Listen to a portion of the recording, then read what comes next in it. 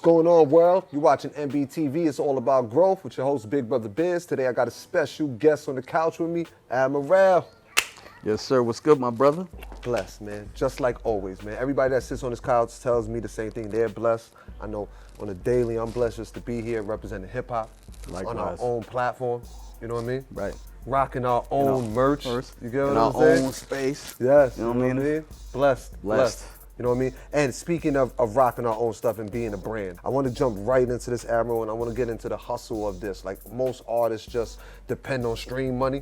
I watch you push the Glory Ave brand. You know, we call it merch, but I like calling it a brand and a line because I do see multiple pieces. I see a collection. And just talk to me about the importance of that, just having that secondary hustle within it. So, both of us coming up as, independent artists, right? Revenue streams are extremely important, just in general, right? So obviously we know with us not going away from, physical content, right? And moving into streaming, right? Yeah. It takes a lot more to generate income. So what you see a lot of artists in this era diversify and really go into different avenues to generate that too. So it's the same thing, for myself, as an independent artist, right? Who represent artists and has other resources and platforms to push the brand. Mm-hmm. I found it it's extremely important to continue to do so. Yeah. So like we may have two or three products now that we're working too, right? Obviously you always want to push for more, right? So that's kind of really where the phase I'm in terms of my career and kind of what I see the vision for my brand moving forward. So this is where we at, man. Yeah, I feel you. So now, when it comes down to the actual designs of the brand and everything, you designing yourself, you hiring artists, or you design yourself? Everything is in-house, right? Everything is in-house. Mm-hmm. That's even more beautiful. That's another, save the money on the art and invest even more into the product. So that's Reinvestment is everything. Everything. So that's a beautiful thing too. Now I know you are currently pushing Honor and Will 3. Yes, sir. You know what I mean? The third installment. Golden era sounding music.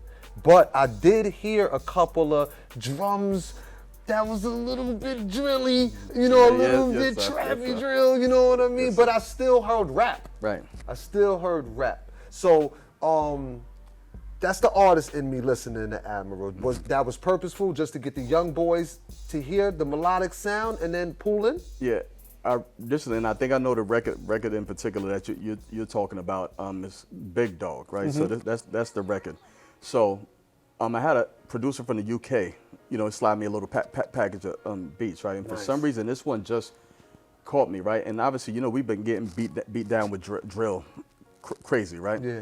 So I said to myself, damn, what would this sound like if someone was actually like spitting on it? You understand what I'm saying? And really try to be lyrical on one of these. So it was like really a test record for me, right? Yeah.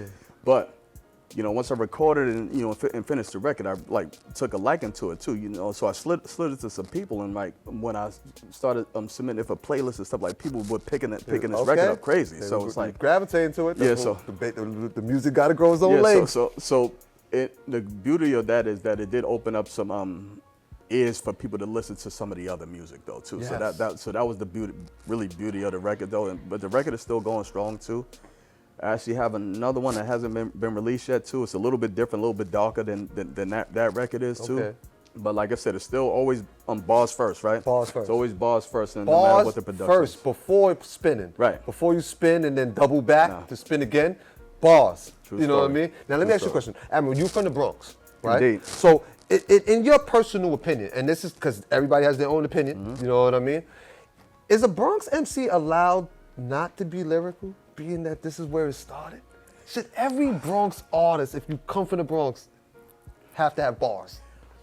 I believe it was like that for a really long stretch though. Mm-hmm. I believe they opened it up a little bit more now to more the current artists who look like your A Boogies of the world and stuff like that too, right? they got a little bit more freedom in terms of what their creativity. But I love A Boogie though. Yeah, I do too. To me, he's one of the big young salute. exceptions. I like Salute to High Bridge too and all that too. His man. melodic songs, his records, I appreciate those. But it fits too. Yes. Like it fits what he's doing. But what I'm saying, I use him just as an example because it allowed him to expanded his sound, right? 100%. So when I was coming up, right, if you wasn't spitting, right, we had no chance. It just wasn't accepted. It wasn't appreciated. It wasn't accepted. So I always stay true to those roots, right? No doubt. For me, if I have to think creatively and think bars first when I make music, right? Okay. Even though the soundscape might change a little bit, we might evolve that, a little bit in terms of production and things like that too, right? Yeah. But you got to say something, right? So 100%. that's really what my philosophy in terms of creating music. Speaking of that, you having to say something, right? We older, we experienced ears, we've been listening to hip hop 25, 30 years, right? What's an album that might really have some age on it that you still find yourself going to listen to? Oh man, it's quite a bit. But if one that just jumps out to my head off the top of my head, I think of a DMX record. Okay. First album. Okay, Dark as Hell is Hot energy. First album, like super classic, super pure to the artist, right? Super pure to the artist and his story, his energy, right? It allowed you to get to know him, at a different level, man. So I always had like a special appreciation for that album, for real. Got you. Now, speaking of that, getting to know the artist, segue. Your project is personal. When you rap, it's serious topics on there. Clearly, it's on purpose. You can't write all these rhymes and it not be on purpose, unless you, the illest of the illest, to by mistake be dropping bars. That's that hard. You know what I mean? But why? Why do you choose to open up those doors?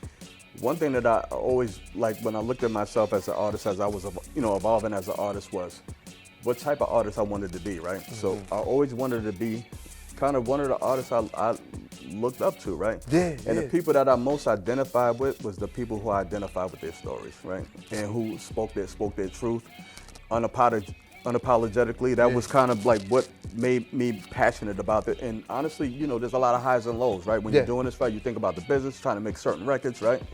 But the thing that keeps me motivated at this phase, right, is really being able to kind of share my story. It's almost like therapy sessions when I'm in the studio, right? Gotcha. So it's like, for me, it's a release, right? And I know my story touches a lot of other people's stories who can relate, who've been through a lot of similar situations, right? Yeah, so that's kind of my motivation now. Dope. Now, what was that song that you remember introducing you to hip hop?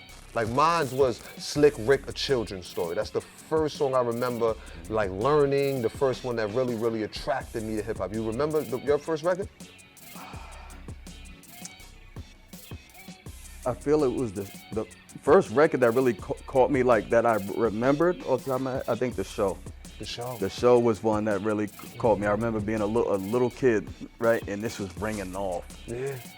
Everywhere I went, this record was ringing off. Yeah, and it turned every talk, every party, it turned everything up. So that was the first one I remember. All right.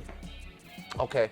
Well, listen, we're here, short form content. You know what I mean? And I definitely want to make sure that every one of the viewers know, go check out Admiral's Honor and Will projects 1, 2, and 3. They all on Apple, Spotify, any of your major streaming distribution companies. You know how to find it. I want to let you know where to find them, and I'm going to put it so it's going to hover, hopefully, if the editors do this. Editor team do that. Admiral11 on Instagram. I wanted to say it for you just so they was very, very clear on where to find you. Y'all watching MBTV, it's all about growth. And I've known this man for easily 20 years in hip hop now. And he's been the same person. So before I told him how to find you, I wanted to let y'all know how to find him because I could tell y'all that. I really know this man. And I want to say that he's been a stand-up dude the whole time and never switched up. So I want to just commend you on that, my brother, for just being a stand-up gentleman. I appreciate you.